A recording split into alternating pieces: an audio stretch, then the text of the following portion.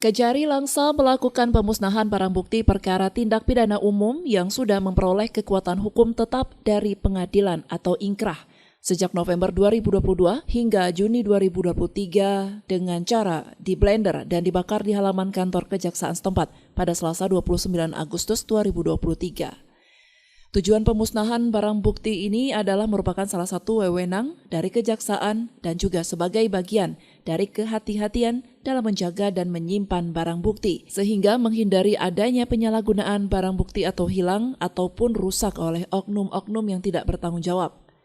Adapun perkara yang telah mempunyai kekuatan hukum tetap dari pengadilan yang putusannya dirampas untuk dimusnahkan sejak bulan November 2022 hingga Juni 2023 adalah sebanyak 82 perkara dengan rincian.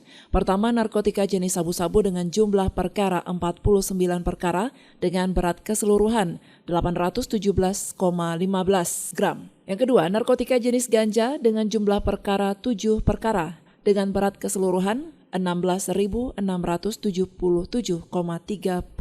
gram.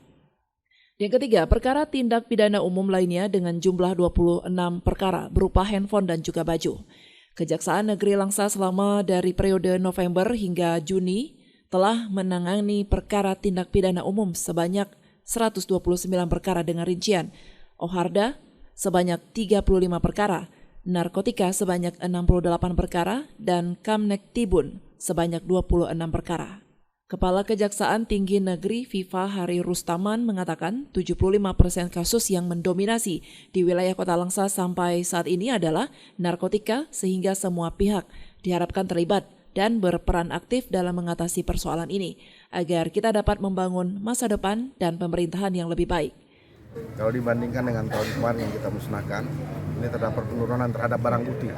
Tetapi untuk penanganan kasus masih seperti yang lama, bahwa di Langsa ini masih didominasi oleh perkara-perkara narkotika. Kalau untuk saat ini masih kisaran antara 70 sampai 75% masih didominasi oleh narkotika.